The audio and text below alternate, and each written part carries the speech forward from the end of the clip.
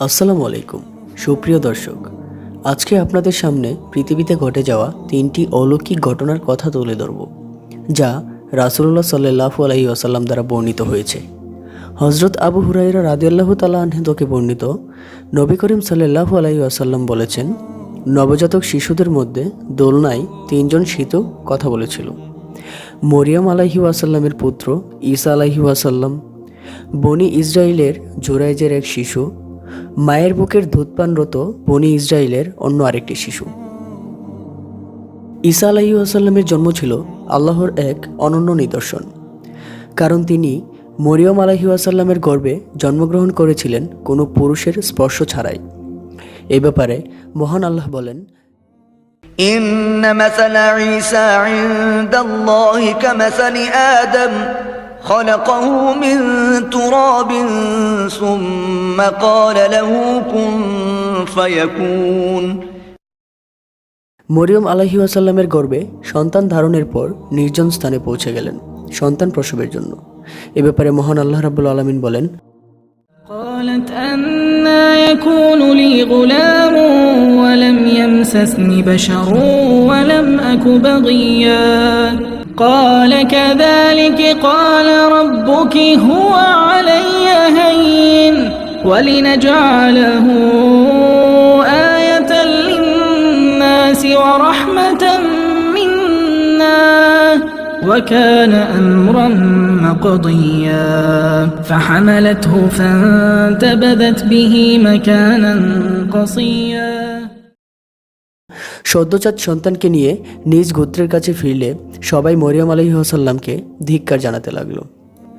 গোত্রের লোকদের এই ধরনের কথা ও সন্দেহের উত্তরে নিজে কিছু না বলে হযরত মরিয়ম আলাইহি ওয়াসাল্লাম তার সদ্য প্রসূত সন্তানের দিকে ইশারা করলেন, অর্থাৎ তিনি বোঝালেন এই কথার জবাব সেই সন্তানই দিবে, কেননা আল্লাহর দেওয়া এক অলৌকিক সন্তান এটি, যা কওমের লোকেরা জানতো না।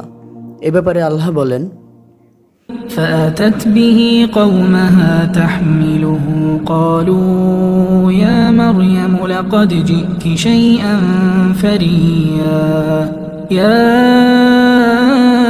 أخت هارون ما كان أبوك امرأ سوء وما كانت أمك بغيا فأشارت إليه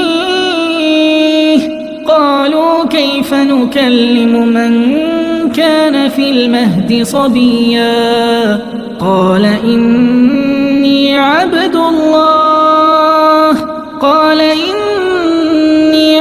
الله آتاني الكتاب وجعلني نبيا। জুরাইজ ইবাদত গুজার মানুষ ছিলেন এবং সে একটি উপাসনালয় বানিয়েছিলেন। একদিন সে সেখানে নামাজ পড়ছিল। এমন সময় তার মা তার নিকট এসে তাকে ডাকলে সে মনে মনে বলে, হে আল্লাহ, আমার মা ও আমার নামাজ দুটিই আমার কাছে গুরুত্বপূর্ণ, কোনটিকে প্রাধান্য দেব? তার ব্যাপারে আমাকে সিদ্ধান্ত দাও। অতঃপর সে নামাজে ব্যস্ত থাকল। তার মা ফিরে গেল। পরবর্তী দিনে সে নামাজে ব্যস্ত থাকা অবস্থায় আবার তার মা এসে ডাক দিল, জুরাইজ। সে মনে মনে বলল, হে আল্লাহ, আমার মা ও আমার নামাজ দুটিই আমার কাছে গুরুত্বপূর্ণ, এখন কি করি? সুতরাং সে নামাজে ব্যস্ত থাকল। তার পরবর্তী দিনে সে নামাজে ব্যস্ত থাকা অবস্থায় আবার তার মা এসে ডাক দিল, জুরাইজ। সে মনে মনে বলল, হে আল্লাহ, আমার মা ও আমার নামাজ দুটোই আমার কাছে অনেক গুরুত্বপূর্ণ, এখন আমি কি করি? সুতরাং সে নামাজে মশগুল থাকলো। তখন 3 দিন সাড়া না পেয়ে তার মা তাকে বদদুয়া দিয়ে দিল, হে আল্লাহ, বেশ্যাদের মুখ না দেখা পর্যন্ত তুমি ওর মরণও দিও না। বনি ইসরাইল গোত্র জুরাইজ ও তার ইবাদতের কথা চর্চা করতে লাগলো। এক বেশ্যা মহিলা ছিল যে অপরূপ সৌন্দর্যের অধিকারিণী ছিল। সে বলল, তোমরা চাইলে আমি ওকে ফিতনায় ফেলতে পারি। সুতরাং সে তার নিজেকে তার কাছে উপস্থাপন করল, কিন্তু জুরাইজ তার প্রতি ভ্রুক্ষেপও করলেন না। পরিশেষে সে এক রাখালের কাছে এলো যে জুরাইজের আশ্রমে আশ্রয় নিত। সে রাখালের সাথে ব্যভিচার করল এবং তাতে গর্ভবতী হয়ে গেল।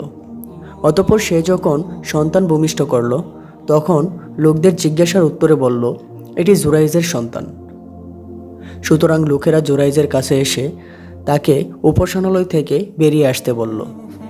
সে বেরিয়ে এলো। তারা তার উপাসনালয় ভেঙে দিল এবং তাকে মারতে শুরু করলো। জুরাইজ বললেন, কি ব্যাপার, তোমরা আমাকে মারছো কেন? এই শাস্তি কিসের জন্য? লোকেরা বলল, তুমি এই বেশ্যার সাথে ব্যভিচার করেছো এবং তার ফলে সে সন্তান জন্ম দিয়েছে। তিনি বললেন, সন্তানটি কোথায়? অতঃপর লোকেরা শিশুটিকে নিয়ে এলো। তিনি বললেন, আমাকে নামাজ পড়তে দাও। সুতরাং সে নামাজ পড়ে শিশুটির কাছে এসে তার পেটে খোঁচা মেরে জিজ্ঞেস করলেন, হে শিশু, তোমার পিতা কে? শিশুটি জবাব দিল, অমুক এক রাখাল। অতএব লোকেরা তাদের ভুল বুঝল এবং এই অলৌকিক ঘটনা দেখে জুরাইজের কাছে এসে তাকে চুম্বন দিতে দিতে স্পর্শ করতে লাগলো। তারা বলল, আমরা তোমার উপাসনালয়কে স্বর্ণ দিয়ে বানিয়ে দেব। তিনি বললেন, না, মাটি দিয়েই তৈরি করে দাও, যেমন ছিল পূর্বে। সুতরাং তারা তাই করল। বনি ইসরায়েলের এক শিশু তার মায়ের দুধ পান করছিল। এমন সময় তার পাশ দিয়ে উৎকৃষ্ট সোয়ারিতে আরোহী এক সুদর্শন পুরুষ চলে গেল। তার মা দোয়া করে বলল, হে আল্লাহ, আমার ছেলেটিকে ওর মতো করো।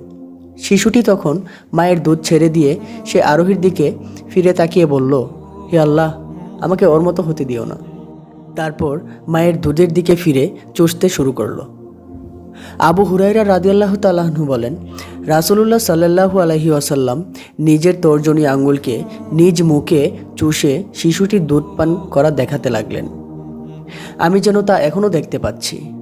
আবার তাদের পাশ দিয়ে একটি দাসীকে লোকেরা মারতে মারতে নিয়ে যাচ্ছিল। তারা বলছিল, তুই ব্যভিচার করেছিস, তুই চুরি করেছিস। আর দাসীটি বলছিল, হাসবি আল্লাহু ওয়া নিমাল ওয়াকিল, অর্থাৎ আল্লাহই আমার জন্য যথেষ্ট ও তিনিই উত্তম কর্মবিধায়ক। তা দেখে মহিলাটি দোয়া করে বলল, হে আল্লাহ, তুমি আমার ছেলেকে ওর মতো হতে দিও না।